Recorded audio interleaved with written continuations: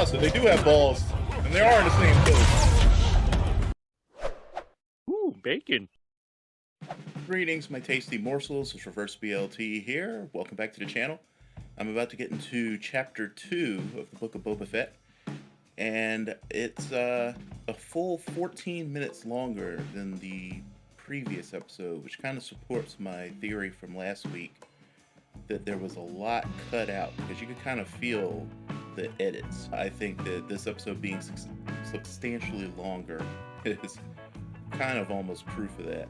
Pardon me if I seem a little weird today. I actually got woken up by a fire alarm. There's frequent false fire alarms in my building, unfortunately. So I'm a little, my brain is still a little bit in mothballs. But I got my coffee and I'm ready to go. I'm excited to see where Chapter 2 of the Book of Boba Fett takes us. I enjoyed last week's episode, even though there were a few wonky little bits, but that's normal for first episodes of a series, and I'm excited to see where we go. So without further ado, let's just go ahead and get into it. I guess we'll find out the chapter or the name of the chapter once we get into it. Because seems like they want to keep it a mystery. I intend to rule with respect.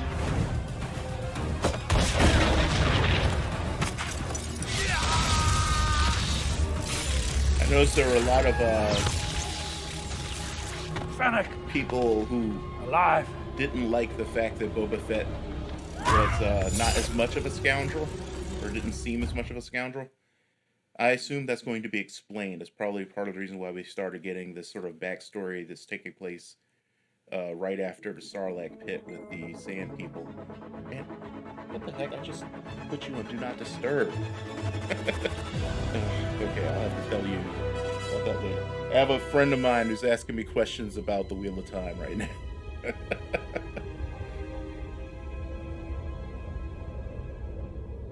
gonna try to drink my coffee without making too many slurpy noises.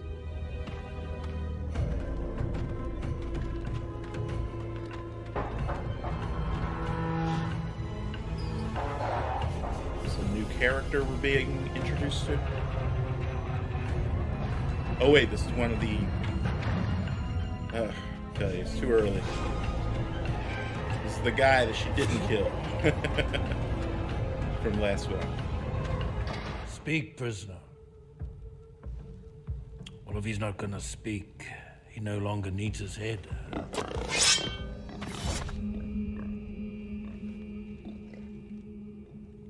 Yoda! You know that, curse. He spared your life after you tried to take mine. And you curse me? He is of the Order of the Night Wind. Assassin for hire. Very expensive. Overpriced. You're paying for the name. Their reputation is legendary. There is no way this one will talk. Designer assassin. They're just people in hoods. There is no way he will talk. Perhaps he fears the Rancor.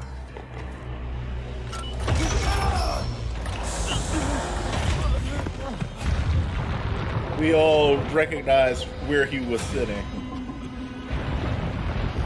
So Jabba got a new Rancor at some point, I guess. Either that or he doesn't know that Luke killed the Rancor, and that's kind of the joke. Or it's gonna be a baby. It's gonna be a little baby Rancor. I was sent by the mayor! The mayor sent me! Let me out! Okay. They are riffing on the fact empty. that Luke killed it. Except for a CGI mouse. Shall we visit the mayor?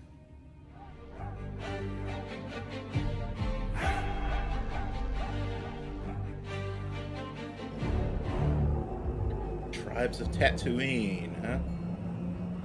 So we're finally going to get like an in-depth exploration of Tatooine in this show. For a planet of such importance, it's kind of amazing how little information we ever really got about it in the actual series. Headphones are not cooperating today. So are those lizard critters whose names I can never remember? Was it Toydarian? No, not Toydarians. Radians? No, wait. I can't remember the name, my Star Wars character species names anymore. But are those lizard creatures the natives of Tatooine, and the humans just sort of like took it at some point? Here to see the mayor. Because we see a lot of them here. Boba Fett. You don't seem Do to you have an appointment? I found one of his stray pets. Pardon the lack of pomp for your entrance. However, I did not see your litter arrive. No, you're not. Sir, if you would be so kind as to. Apologies for the intrusion. Terribly sorry, Your Eminence. Oh, one of Who these is guys. this who enters unannounced? You know damn well who. The mayor had nothing. He's a member of the Order of the Night Wind. Ah, then you admit it.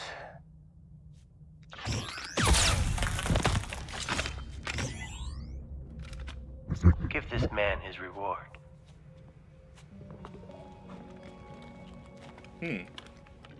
For a non-human I am character, not a I have a bounty feeling hunter. he's going to be very Is interesting. that so? This mayor. I've heard otherwise. It was Jabba the Hutt's throne. Yes, and now it is mine. And I will take this payment as what you should have brought me as tribute.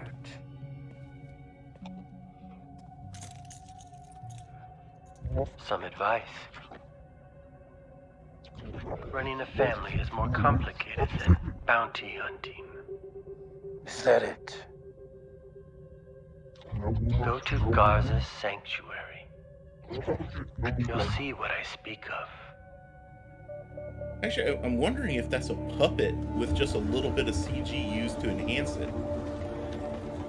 Because they did some good work on that. I especially loved how they used the eyes for emoting.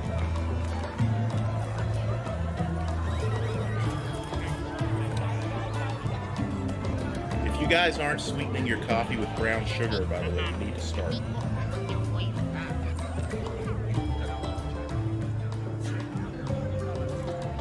Mayor Moksha'i sent me here as though there's something I should know.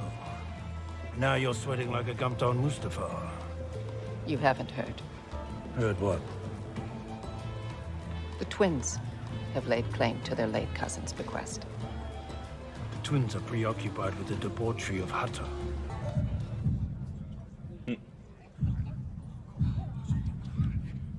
So are these Jabba's cousins coming to claim the throne?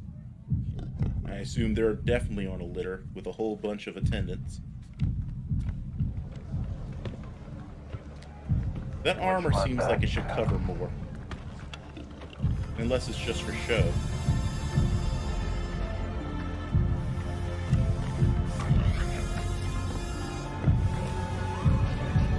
Okay, so this is easily solved. Just shoot them. Shoot them right now.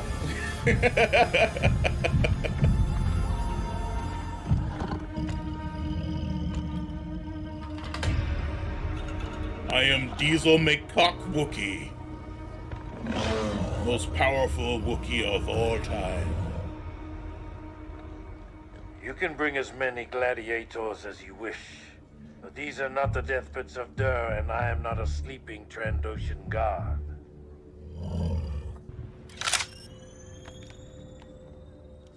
Why is Your there cousin a... Jabba is dead. His cowardly majordomo usurped his territory, and then I killed him. All that is his belongs to me now. Yawanikula da Punu. Dimabata Nolotak. Wikichesko Morishani.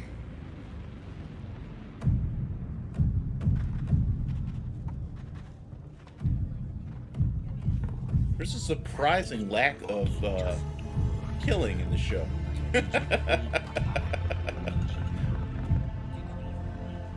Like, this is the type of situation where you see them and you shoot them.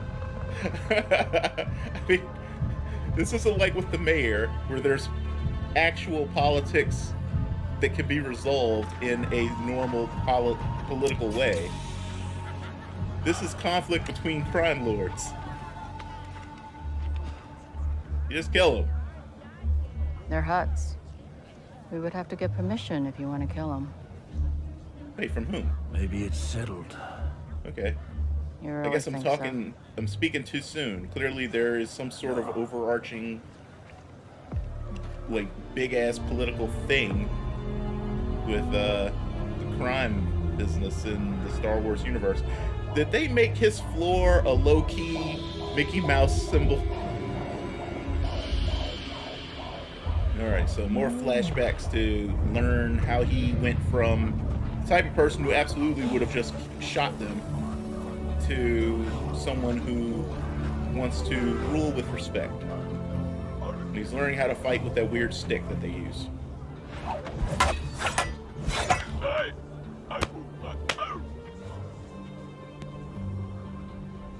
Wax on, wax off, Daniel-san. Holding it the same.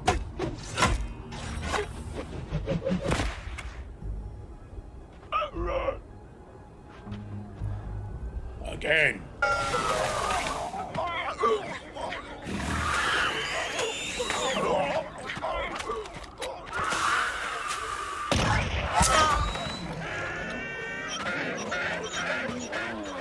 Meat's back on the menu, boys.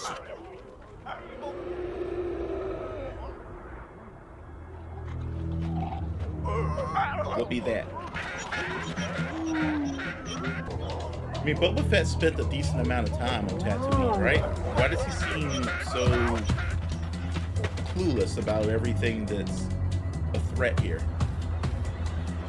Or does he realize that this isn't as much of a threat as they think it is? I'm confused.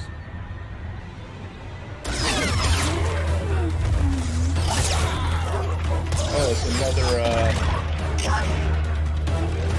one of the huts, I forget what they call them. It's not like the slave bars, but they have like these big trains that kind of travel around. They literally just drive by and open fire on sand people for no reason. What the hell?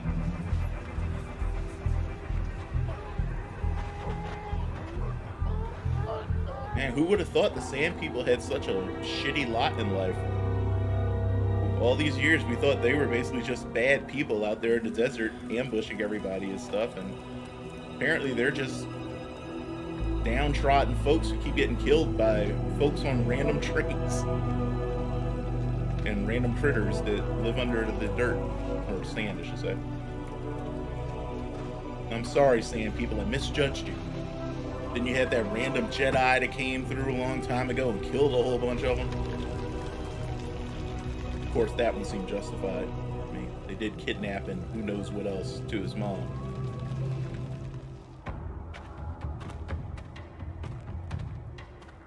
Most deserts, well, granted, I haven't been to more than really one, but as I understand it, most deserts are really, really cold at night.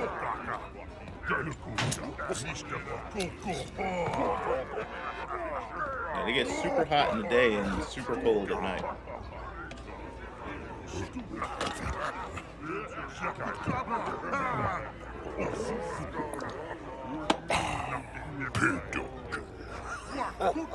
It's not right. Did you say something? You ever notice how brave people are when they've got a big-ass group to back them up? That's not bravery. It's just cowardice with backup. Hey, do these critters have balls? If they do, kick them in the balls, buddy. You guys ever watch Farscape? Just thought of that scene where Chiata asks Scarron if he's got mivants, which is basically balls. And she proceeds to kick him in the crotch and it does nothing. He's like, yes, we do, just not in the same place. I miss Farscape.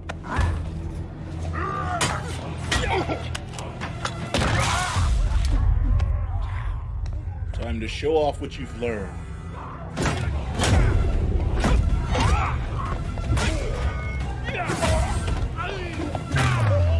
Oh, so they do have balls, and they are in the same place.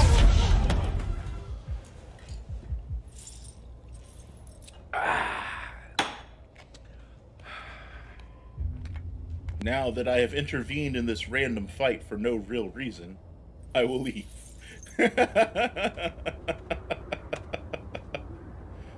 Ah, the biker gang.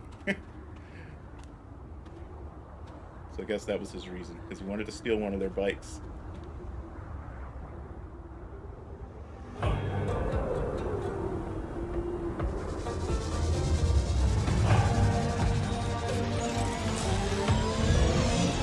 Ah, he literally stole all their bikes.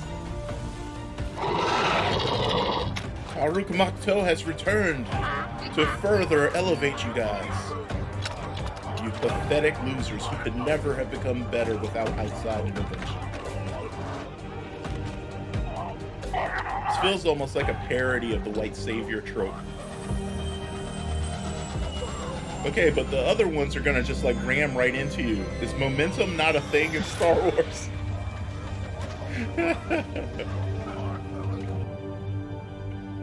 A gift for you.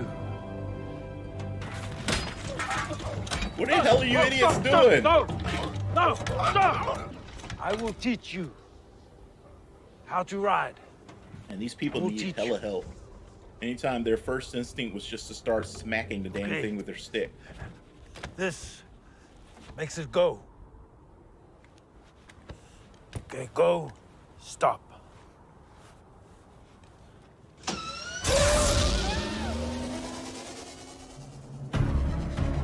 You got to tell them about reverse, Boba.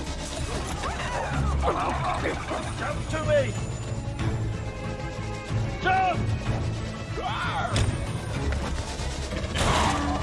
Oh, is he okay? Alright, so I get the feeling that they're trying to really make us like that little kid sand person so that they can kill it.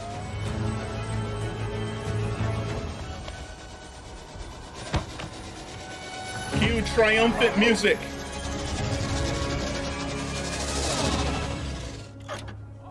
Hey, they're even learning how to maintain the dang things. Good job. Each one teach one. So when are they going to reveal that that's Ming-Na? I can see that that's Ming-Na. Her silhouette is recognizable. Nice. It's like, you have learned, but I still know more than you. Uh-oh.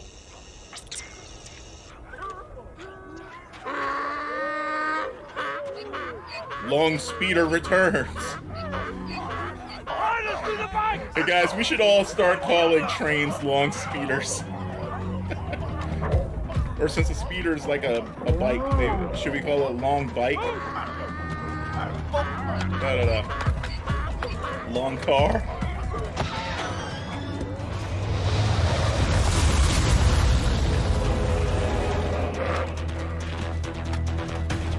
Hey guys, how about you lower yourselves?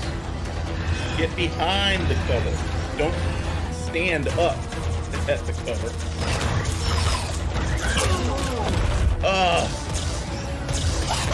Will someone please teach these fools how to use cover?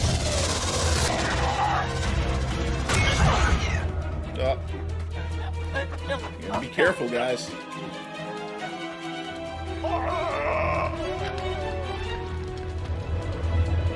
Gotta work on my sand person. Go.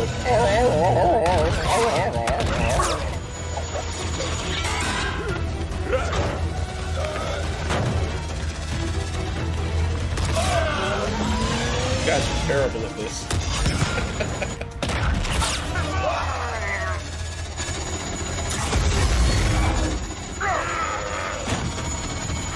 Hey, the jump lessons are about to pay off.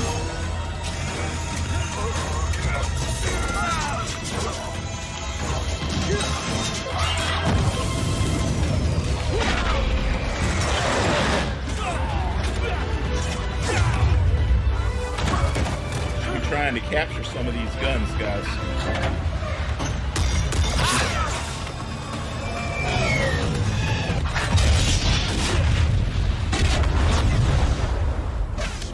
Those things are not disposable.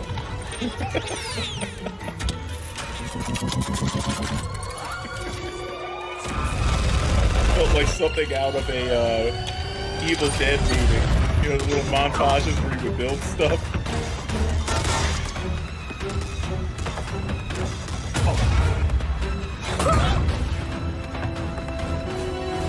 Always bring yourself a super ninja if you ever plan to infiltrate something.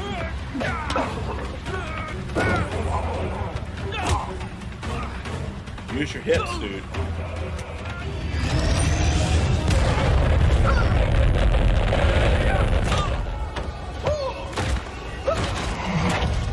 So much plot armor.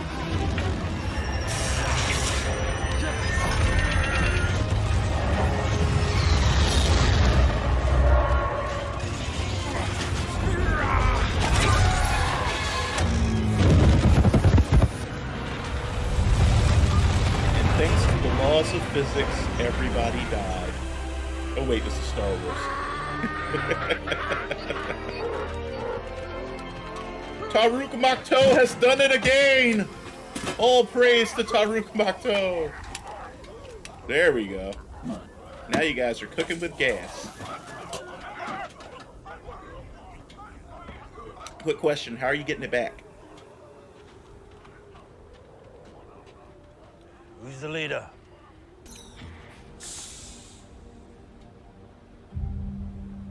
King Catfish Man. Are you going to kill us? It depends on how you answer what I'm about to ask. Are you carrying spice? What do you mean by spice? Sansana spice from the slave mines of Kessel. What does spice look like? That? Like that.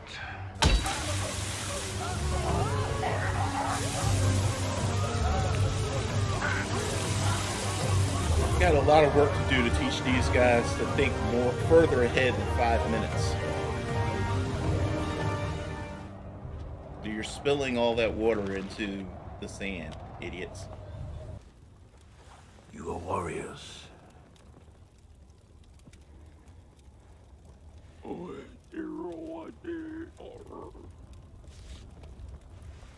You have machines now, too. And reverse engineer them. Every grain of sand in the Dune Sea.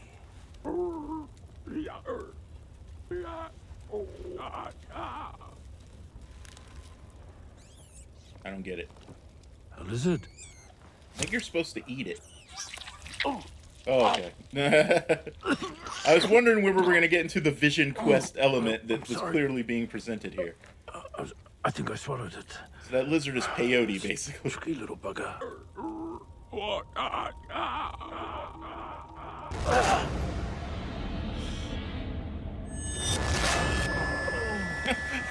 love the one time. Now you go on your first trip, bruh.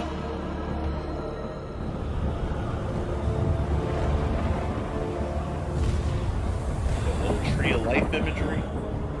I'm guessing all the water represents the oceans of Camino.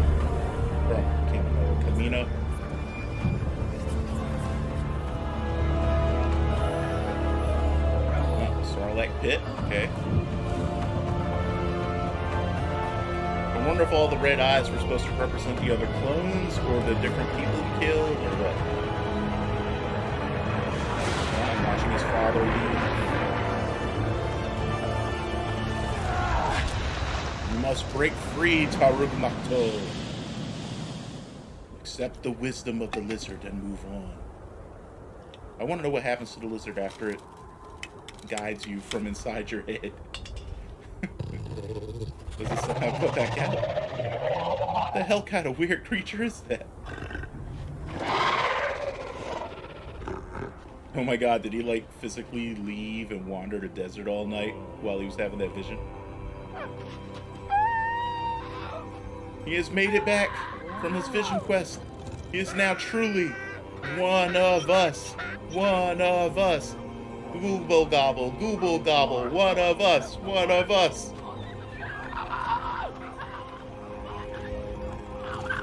Not now, kid. I got a bad hangover.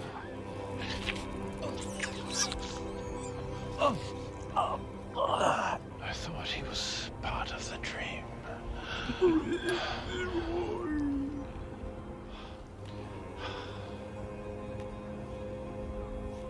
Is this where they get their sticks from? Their stick weapons? They all have to go on some vision quest to some weird tree, and they tear a branch off. This shall make a mighty head smasher. That's what I'm gonna call those things now, head smashers. Boba Fett dancing with wolves.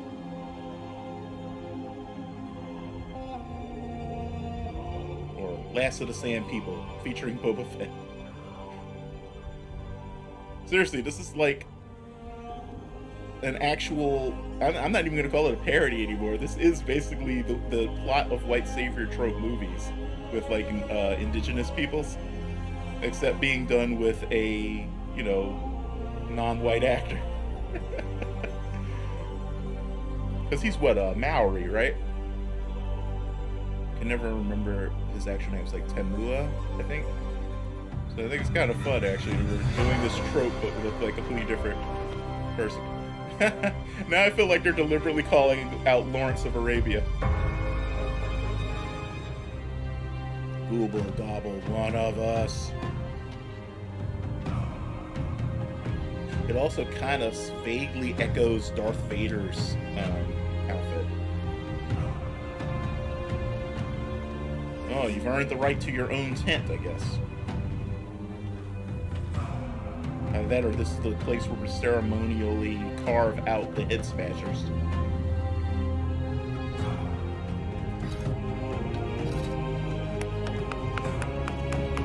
It's like the scene you get in like samurai movies or whatever, where you finally get accepted and you have to go make a sword.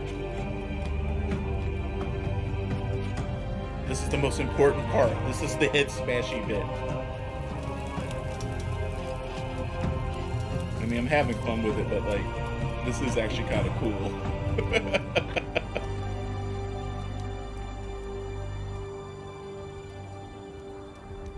This is my head smasher.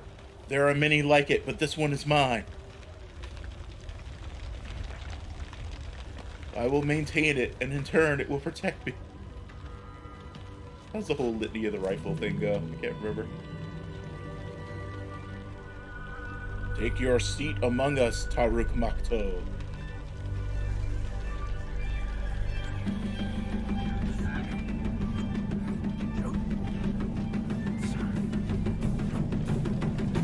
We shall celebrate by demonstrating kata.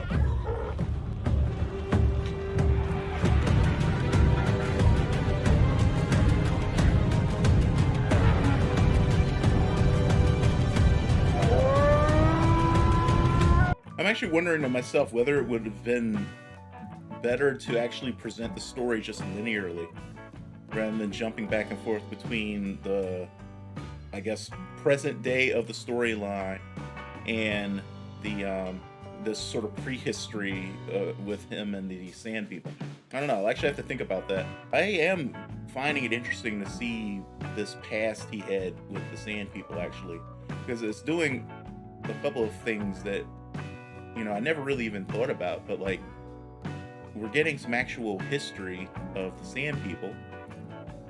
I think someone was telling me in one of the comments from the previous episode that there was some stuff, I guess, in the expanded universe material that talked about the history of the Sand People a little bit, but as far as I know, this is the first time we're actually delving into it at all in the actual films, the canon material. So that's really cool to me, to sort of peel back the layers of this, weird nomadic tribe. I'm still assuming that they're actually humans underneath all of this, and that their culture just wildly diverged from all the other humans. Of course, that raises the question of whether they still look human, but since I'm still assuming that the main ass kicker of this tribe is Ming-Na underneath all of that, I'm going to assume that they actually do look like human beings under there. I guess we'll see. I'm thinking the little baby sand person is really just here to get killed at some point for emotional impact.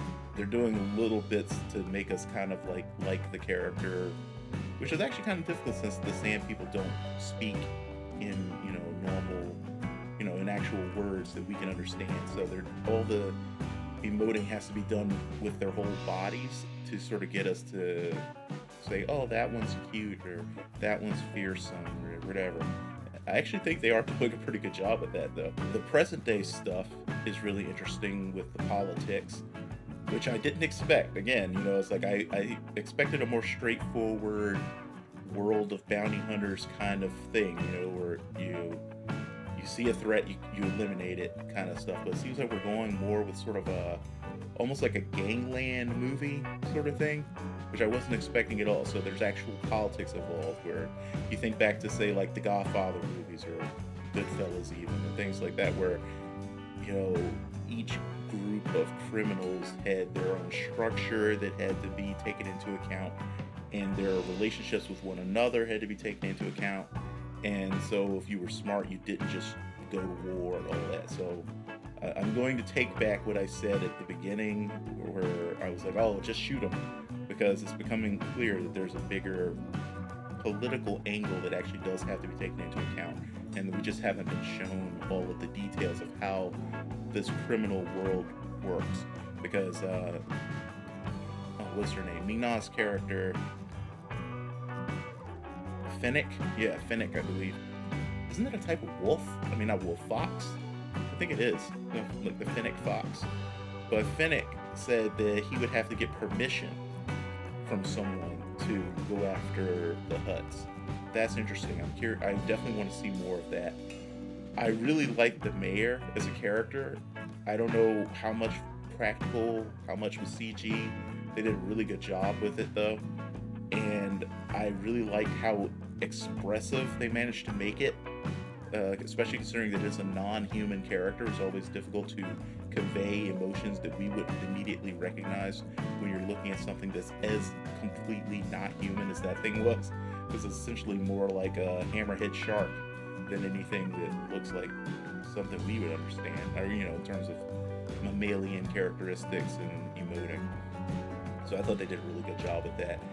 And it's interesting to see the power dynamic there, because it's clear the mayor does not actually fear Boba Fett, but there's this dance that everybody does, because you had the same thing with the lady at the club, where, you know, in like the first episode, for instance, where she didn't really fully feel like she believed what she was saying when she was kowtowing to him. Everyone feels more like there's just like, this is the little dance that we do, but we all really know what's really going on, and we'll suffer you only until we figure out a way to get rid of you, or something like that. You know what I mean? So I'm actually here for that. I'm curious to see just how deep they can make their politics, because well-written political drama can be very, very satisfying. And that was what really drove Game of Thrones for as long as it did. Let's be honest here. It wasn't the dragons and magic and everything. It was watching all these people outmaneuver each other, or, you know, balance their relationships with one another and all that sort of stuff. And I'm really want to see if they can pull that off in this. Anyway, guys, let me know what you thought of the second episode of the Book of Boba Fett.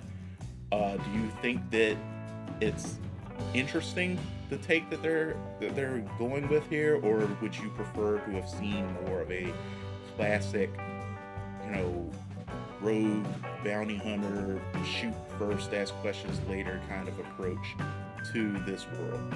Anyway, guys, thanks a lot for joining me for this reaction. Hope you guys stay safe and be well, and I will see you for the next one. Bye-bye. 15 minutes could save you 15% or more on car insurance.